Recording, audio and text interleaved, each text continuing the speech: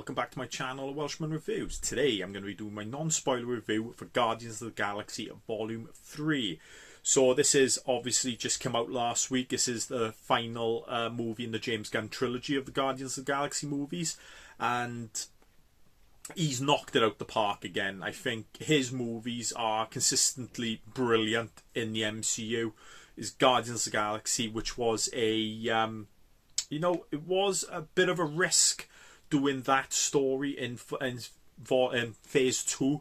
Nobody knew much about the Guardians of the Galaxy comic wise and all that, but he made it work, and yeah, pulled off another good one. Volume 2, not as good as Volume 1, but still a brilliant movie in its own right as well. But then we finished on this one, which is his swan song for the trilogy, where he gives everyone their moment to shine in this movie. I think it's a perfect way of ending a trilogy where every character has their own little arc that kind of finishes in your...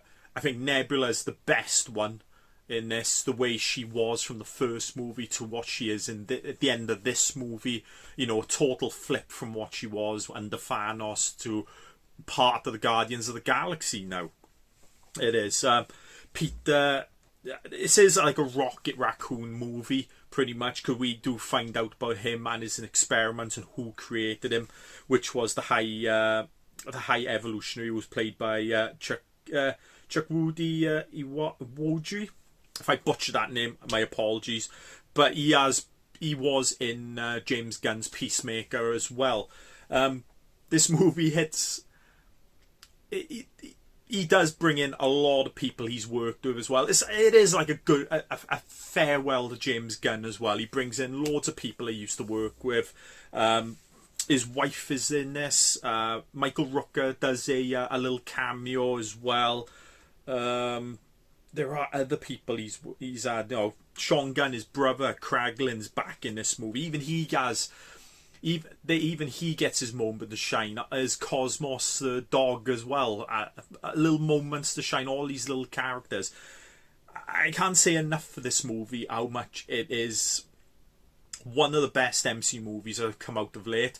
I'm a defender of Phase 4. We're never going to get back to Infinity War Endgame anytime soon and all that. We've kind of gone back to a Phase 1 situation where we have to have new characters. You have to develop new characters and that. And yeah, some of the movies been hit and miss. I've enjoyed them all on their own parts. Yeah, but some could have been a bit better than others.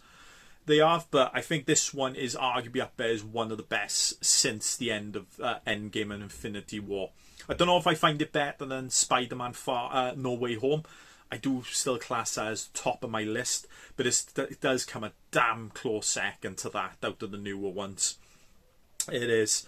Like I said, the acting is absolutely... I say a little bit about the movie. The movie is about... You get Adam Warlock's character, which is played by...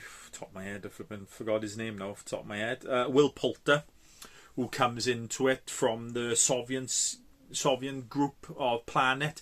And then you find out he comes looking for Rocket at the orders of the High Evolutionary to get him back. Unfortunately, he hurts Rocket, as in he's dying, but the problem is they can't save him because he's got parts in him which are like a fail-safe. If you mess around with him, he's going to die. So they've got to try and get some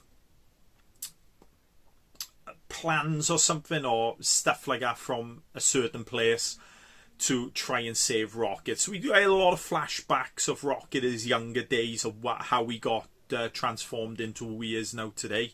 It is, and then his friends, which is a very emotional scene if you've seen the movie as well.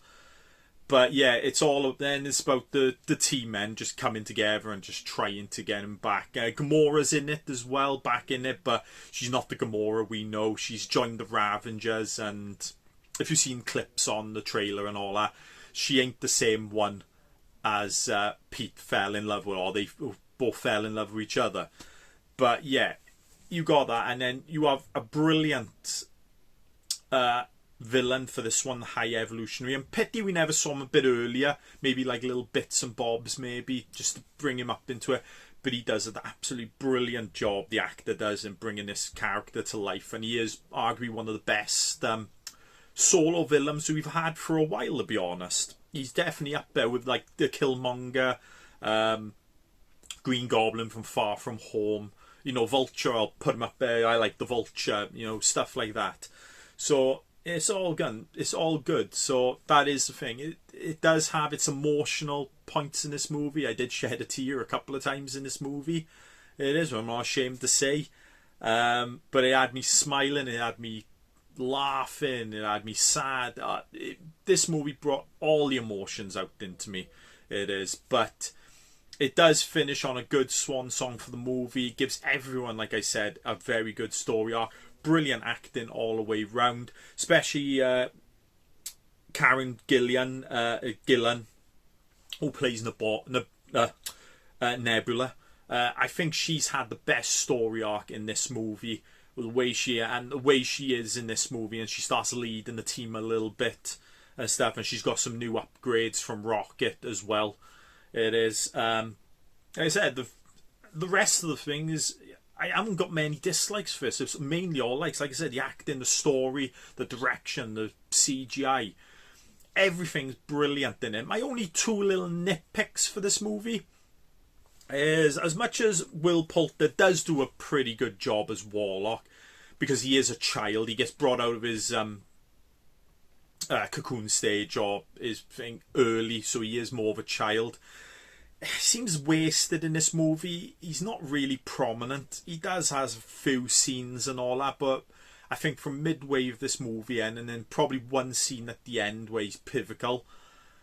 Yeah, didn't really need him, to be honest. They could have had anyone else really playing that part that's already in the movie. It is. And some of the music, as much as I love the music for the song choices they use for this, especially one of the last songs they use in this as well, I think fits the scene perfectly. Not all the songs fitted certain scenes. I think I had that problem with Volume 2 as well. As much as it's a brilliant soundtrack, and I will get this one as well, I just don't think it fitted some of the scenes that well. But they are my only two nitpicks of this movie. The rest of it I find I absolutely love. I don't think it's, I won't put it above Guardians of the Galaxy, the first one, but it is definitely above Volume 2 and then Volume 2. But it's a brilliant trilogy. It is that, yeah, I think he's hit home. And yeah, it's unfortunate that Marvel won't be having James Gunn, but he is going to he is with DC now, actually, and all that. So I'm hoping for good things over there from him and that. So, but this show does go to show, if you give it to the right person who loves the source material and all that, and is not selfish, like, I might get a bit of thing for this by Taika Waititi. I think he's a selfish director, especially for Thor: Love and Thunder. I think he did things more for himself than he did to benefit the movie. He did. But with James Gunn, he gives everyone their moment to shine, and I think he balances the action and the comedy absolutely perfect for an MCU movie, because MCUs are heavily on comedy. But yeah, it's going to be a bit of a miss not having him back in this, but we could have Guardians of the Galaxy in future. It'd be interesting to see who would direct that and the new team they have. But yeah, this is a solid 8.5, 9 out of 10 for me. Absolutely love it, and definitely can't wait for it to come back out on 4K. So definitely go to the cinema to see this. If you like this review, give it a thumbs up, leave a comment below, and if you'd like to see more videos like this, please subscribe to my channel. I'll see you next time. Bye.